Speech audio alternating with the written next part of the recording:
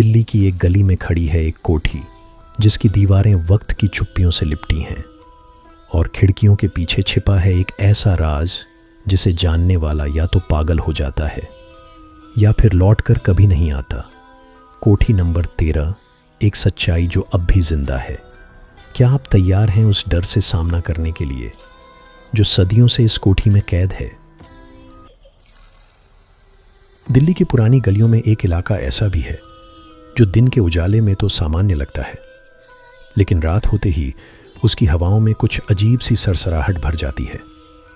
उसी इलाके के एक कोने में खड़ी है कोठी नंबर 13, एक ऐसा घर जिसकी खिड़कियां हमेशा बंद रहती हैं, दीवारों पर सीलन की पुरानी परतें छड़ी हुई हैं और गेट पर जंग लगा हुआ ताला सदियों से चुपचाप सड़ता जा रहा है।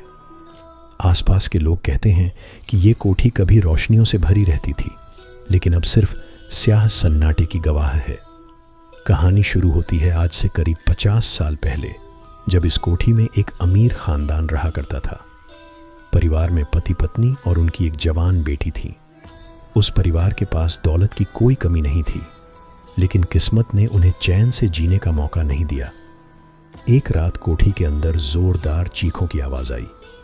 अगली सुबह जब नौकर अंदर पहुंचे तो उन्होंने देखा कि बेटी का शव उसके कमरे में बिस्तर पर पड़ा था। उसकी आंखें खुली थीं और चेहरा भय से काला पड़ चुका था। मां कमरे के एक कोने में बेसुध बैठी थी और पिता गायब था। लोगों ने कई बातें कहीं। किसी ने कहा कि बेटी की आत्महत्या थी, किसी ने कहा कि किसी आत्मा ने उसे मारा, लेकिन किसी को यह नहीं पता चला कि उस रात सच में क्या हुआ था। इसके बाद उस कोठी को बंद कर दिया गया। परिवार के बाकी लोग कहीं चले गए और कोठी वीरान हो गई। समय बीतता गया, लेकिन कोठी नंबर 13 की कहानियां हर पीढ़ी में दोहराई जाती रहीं। पास के स्कूल के बच्चे शर्त लगाते कि कौन कोठी के गेट तक जाकर वापस आ सकता है। कई बार लोगों ने रात में उस कोठी से सिसकियों की आवाज़ें सुनी। कई बार खिड़कियों से किसी लड़की की परछाई भी दिखी, मगर कोई भी उस कोठी के अंदर नहीं गया। फिर एक दिन एक नया परिवार इस कोठी में रहने के लिए आया। उन्हें पुराने किस्सों पर यकीन नहीं था। पति पत्नी और उनका 7 साल का बेटा। उन्होंने कोठी की मरम्मत करवाई, दीवारें रंगवाई, फर्श ठीक करवाया। सब कुछ सामान्य लग रहा था, पर जैसे ही उन्होंने पहली रात वहां बिताई, अजीब घटनाएं शुरू हो गईं। रात को बेटे के कमरे से खिलखिलाने की आवाज़ें आने लगीं, जैसे कोई लड़की उससे बात कर रही हो। जब माँ पिता ने जाकर देखा तो बच्चा नींद में मुस्कुरा रहा था। अगली सुबह वह बोला, माँ, रिया बहुत अच्छी है, वो रोज़ मुझसे मिलने आती है। माँ ने सोचा कि बच्चा कोई काल्पनिक दोस्त बना रहा है, लेकिन धीरे धीरे चीज़ें और अजीब होने लगीं। कभी टीवी अपने आप ऑन हो जाता, कभी बर्तन ज़ोर से गिरने की आवाज़ आती और रसोई में कुछ नहीं मिलता। कभी कभी घर की घड़ी उल्टी दिशा में चलने लगती। रात के 3 बजे किसी के चलने की आहटें आती और सबसे अजीब बात, बेटे का स्वभाव धीरे धीरे बदलने लगा। वो गुमसुम रहने लगा और आंखों में एक अजीब सी चमक आने लगी। एक रात माँ ने बेटे से पूछा, रिया कौन है? बेटा कुछ नहीं बोला, बस सीधा उसकी आंखों में देखता रहा और धीमे से बोला, वो यहीं रहती है, कोठी की असली मालकिन वही है। इसके बाद वह जोर से हंसने लगा और अचानक उसकी नाक से खून बहने लगा। डॉक्टर को दिखाने पर सब रिपोर्ट्स नॉर्मल आईं, लेकिन मां की बेचैनी बढ़ती जा रही थी। पति ने सोचा कि शायद पुराना माहौल बच्चे पर असर डाल रहा है। उन्होंने घर छोड़ने का फैसला किया, लेकिन कोठी ने जैसे उन्हें बांध रखा था। हर बार जब वो निकलने की कोशिश करते, कोई ना कोई अड़चन आ जाती। गाड़ी का टायर पंचर हो जाता, बेटा बीमार पड़ जाता या पति का अचानक एक्सीडेंट हो जाता। एक रात मां ने बेटे के कमरे में अजीब सी आवाज़ें सुनी। जब दरवाज़ा खोला तो देखा कि बेटा दीवार पर खड़ा है, उल्टा, पैरों से छत की ओर लटका हुआ। उसकी आंखें पूरी सफ़ेद थीं और वह लगातार एक ही बात बोल रहा था, वो वापस आ गई है, वो वापस आ गई है। अचानक जोर की हवा चली, कमरे की सारी खिड़कियां अपने आप खुल गईं और कमरे का तापमान बर्फ जैसा ठंडा हो गया। अगली सुबह माँ को बेटे के गले पर गहरे नाखूनों के निशान मिले। अब उन्हें यकीन हो गया कि कुछ बुरी शक्ति उनके बेटे को जकड़ रही है। उन्होंने एक तांत्रिक से संपर्क किया।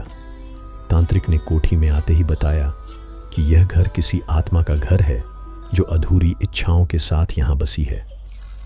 उसने कोठी के हर कमरे में पूजा की, लेकिन जैसे ही वह उस कमरे में पहुंचा जहां पहले की लड़की की मौत हुई थी, दरवाज़ा अपने आप बंद हो गया और अंदर से चीख की आवाज़ आई। जब दरवाज़ा खोला गया तो तांत्रिक बेहोश पड़ा था और उसके माथे पर खून से लिखा था, यह मेरा घर है। तांत्रिक ने होश में आने के बाद बताया कि उस आत्मा का नाम रिया है और वह उस लड़की की आत्मा है जिसकी मौत कोठी में सालों पहले हुई थी। उसने कहा कि वो आत्मा अब बच्चे के जरिए खुद को जीवित करना चाहती है। अगर उसे रोका नहीं गया तो वो आत्मा बच्चे का शरीर पूरी तरह कब्जा कर लेगी। अब परिवार के पास समय बहुत कम था। तांत्रिक ने एक आखिरी उपाय बताया, आत्मा को उसकी मौत के सच का सामना कराना। उस रात तांत्रिक ने आत्मा को बुलाया और उसे उसके पिता की सच्चाई बताई कि उसी के पिता ने उसे मारा था क्योंकि वो एक गरीब लड़के से प्यार करती थी। वो राज छुपा दिया गया और लड़की की आत्मा इसी अधूरी सच्चाई में बंधी रह गई। जैसे ही रिया की आत्मा को यह सच्चाई बताई गई, कोठी की दीवारें कांपने लगीं। घर के सभी दरवाजे खुल गए और एक जोरदार चीख गूंजी। चीख के साथ कोठी में लगी सभी लाइट्स फट गईं और हर चीज धूल में तब्दील हो गई। सुबह जब परिवार जागा तो देखा कि उनका बेटा सामान्य हो चुका था और कोठी अब पूरी तरह शांत थी। पर कहानी यहीं खत्म नहीं हुई। कई साल बाद उस कोठी को एक कंपनी ने खरीद लिया और वहां एक ऑफिस खोल दिया। मगर पहले ही हफ्ते में वहां काम करने वाले 3 लोग लापता हो गए। ऑफिस के सीसीटीवी कैमरों में एक सफेद साया दिखा जो बिल्कुल उस लड़की जैसा था जिसे कभी कोठी की बेटी कहा जाता था। अब भी जब दिल्ली की रातें ठंडी और सुनसान होती हैं, लोग कहते हैं कि कोठी नंबर 13 अब भी अपनी कहानियों को जिंदा रखे हुए है। कोई हंसी, कोई सिसकी, कोई परछाई, कुछ ना कुछ वहां अब भी बाकी है। कहानी खत्म हुई, लेकिन क्या आत्माएं कभी चैन से सोती हैं? कोठी नंबर 13 अब भी वही है, वही दीवारें, वही सन्नाटा और शायद वही परछाई। अगर कभी दिल्ली जाएं और गलती से इस कोठी के पास से गुजरें तो एक बार पीछे जरूर देखिएगा, कहीं कोई आपको देख तो नहीं रहा। अगर ये कहानी आपको डर में डुबो गई हो तो लाइक, शेयर और सब्सक्राइब जरूर करें। और हाँ, अगली बार किस डर की दुनिया में जाना चाहेंगे, नीचे कमेंट जरूर करें। रेलवे स्टेशन पर रात की खामोशी किसी डरावने मंदिर के सन्नाटे जैसी होती है।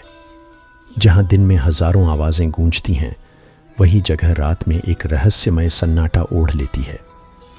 शहर के उस पुराने रेलवे स्टेशन को अब कोई इस्तेमाल नहीं करता। लोग कहते हैं कि स्टेशन बंद नहीं किया गया, स्टेशन खुद रुक गया था उस रात जब वो ट्रेन आखिरी बार वहां से गुजरी थी। वो रात जब सब कुछ बदल गया। सन 1992 की एक सर्द रात थी। दिल्ली से एक पैसेंजर ट्रेन छोटी जगहों से होती हुई जा रही थी। स्टेशन नंबर 47 एक छोटा सा स्टेशन था जो अब आधिकारिक लिस्ट में से भी हटा दिया गया है। उस स्टेशन पर रात 2:15 पर एक लड़की उतरी थी। उसके पास एक बैग था, हाथ में टिकट था और चेहरा मासूम था। उसने स्टेशन मास्टर से एक फ़ोन करने की इजाज़त मांगी क्योंकि कोई उसे लेने नहीं आया था। स्टेशन मास्टर ने उसे ऑफिस में फ़ोन करने दिया, लेकिन जब वो फ़ोन पर बात कर रही थी, अचानक बिजली चली गई। कुछ मिनट बाद जब लाइट वापस आई तो लड़की गायब थी।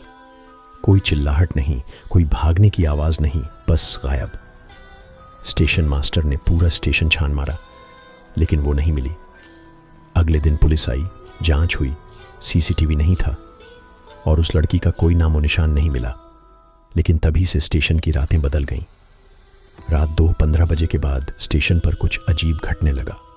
किसी को ट्रेन की सीटी सुनाई देती, किसी को उस लड़की के पांव की आहटें, और कुछ लोगों ने दावा किया कि उन्होंने उसे प्लेटफॉर्म पर खड़े देखा है, जैसे किसी का इंतजार कर रही हो। समय के साथ स्टेशन वीरान हो गया। अब कोई ट्रेन वहां नहीं रुकती, न कोई यात्री उतरता। लेकिन हर साल 14 दिसंबर की रात को लोग कहते हैं कि एक लड़की प्लेटफॉर्म पर दिखती है, सफ़ेद कपड़े, खुले बाल और हाथ में टिकट। उसके आसपास का तापमान गिर जाता है और घड़ी जैसे रुक जाती है। 2022 में एक यूट्यूब ब्लॉगर जो डरावनी जगहों की खोज करता था, उसने उस स्टेशन की कहानी सुनी और वहां रात बिताने का फैसला किया। वो अपनी टीम के साथ पहुंचा, कैमरा, टॉर्च, रिकॉर्डिंग उपकरण सब साथ लेकर। रात के ठीक 2 बजे उन्होंने प्लेटफॉर्म पर कैमरे सेट किए। सब कुछ सामान्य लग रहा था, लेकिन जैसे ही घड़ी ने 2:15 बजाया, हवा एकदम रुक गई। कैमरे ने प्लेटफॉर्म पर अचानक एक लड़की की आकृति कैद की, कुछ सेकंड के लिए, और फिर गायब। उसी वक्त उनके सारे उपकरण बंद हो गए। ब्लॉगर की आवाज़ रिकॉर्डिंग में आई, मेरे पीछे कोई खड़ा है, मुझे महसूस हो रहा है, लेकिन जब मैं मुड़ता हूँ कोई नहीं होता। और फिर कैमरा गिरा और रिकॉर्डिंग बंद हो गई। अगली सुबह जब स्टेशन मास्टर आया तो उसने देखा कि वो टीम बेहोश पड़ी थी और उनके चेहरों पर खौफ लिखा था। उनमें से कोई फिर उस अनुभव पर नहीं बोला, लेकिन उन्होंने स्टेशन को पैरानॉर्मल जोन घोषित कर दिया। आज भी रेलवे स्टेशन नंबर 47 को आधिकारिक रिकॉर्ड में घोस्ट स्टेशन कहा जाता है। कोई भी रेलवे कर्मचारी वहां पोस्टिंग नहीं चाहता। जो मजबूरी में वहां जाते हैं वो एक बात बताते हैं, रात 2:15 पर एक टिकट लिए लड़की प्लेटफॉर्म पर खड़ी रहती है। वो किसी से कुछ नहीं बोलती, बस एक ही दिशा में देखती रहती है, जैसे किसी ट्रेन का इंतज़ार हो जो कभी नहीं आती। स्टेशन के पुराने रिकॉर्ड में उस रात के टिकट की एक कॉपी मिली, जिस पर नाम लिखा था नंदिता वर्मा, दिल्ली यूनिवर्सिटी की छात्रा जो उस दिन अपने गांव लौट रही थी। परिवार ने उसकी गुमशुदगी की रिपोर्ट लिखवाई थी, लेकिन वो कभी नहीं मिली, न उसकी लाश, न कोई सुराग। कुछ मनोवैज्ञानिकों ने इसे लोगों की सामूहिक कल्पना बताया, पर जितने लोग वहां गए सबकी एक जैसी गवाही है।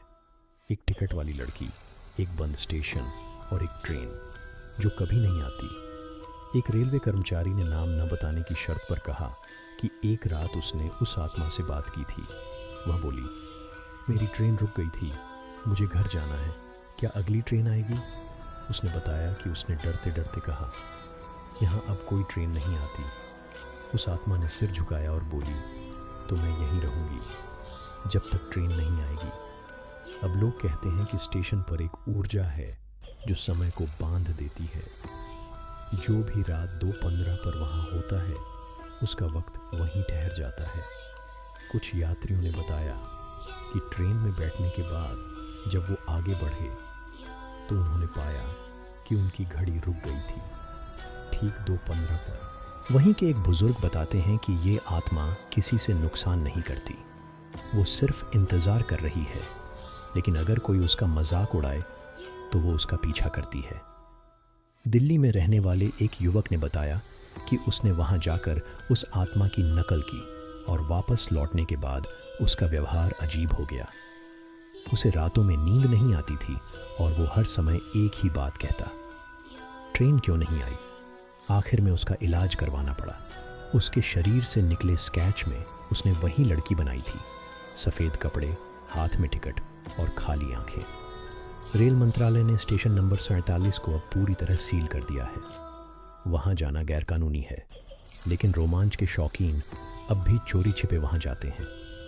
कुछ लोग लौटते हैं, कुछ नहीं। अगर आप कभी किसी स्टेशन से गुजरें और आपको लगे कि किसी ने पीछे से पुकारा है, क्या मेरी ट्रेन आ गई, तो जवाब मत दीजिएगा। वो शायद कोई मुसाफिर नहीं, कोई रुक गई आत्मा हो, एक ऐसा इंतज़ार जो ख़त्म नहीं होता। एक कोठी जो अब भी सिसकती है अपने पुराने रहस्यों में, और एक स्टेशन जहां वक्त थम गया है एक अधूरी यात्रा के इंतज़ार में। कोठी नंबर 13 की बंद खिड़कियों से झांकती परछाइयाँ और स्टेशन नंबर 47 पर खड़ी वो लड़की, दोनों कुछ कहना चाहती हैं। एक सच जो कभी कहा नहीं गया, एक सवाल जो आज भी अधूरा है, क्या मेरी ट्रेन आएगी, या फिर क्या ये घर अब कभी मेरा नहीं होगा? इन आत्माओं का क्या कसूर था? बस इतना कि उन्होंने उस वक्त भरोसा किया जब अंधेरे सबसे गहरा हो चुके थे। ये कहानियाँ सिर्फ डर की नहीं हैं, ये कहानियाँ अधूरे वादों, रुकी सांसों और कभी ना पूरी हुई उम्मीदों की हैं। अगर इन कहानियों ने आपके रोंगटे खड़े कर दिए तो सोचिए उन आत्माओं का क्या होता होगा जो आज भी वहीं रुकी हैं। उनका इंतज़ार अब भी जारी है। क्या अगली कहानी उनकी होगी? अगर आप सच में हिम्मत रखते हैं तो अगली बार चलिएगा हमारे साथ किसी और छिपे सच की परछाई में, क्योंकि डर कभी ख़त्म नहीं होता, वो बस ठहर जाता है।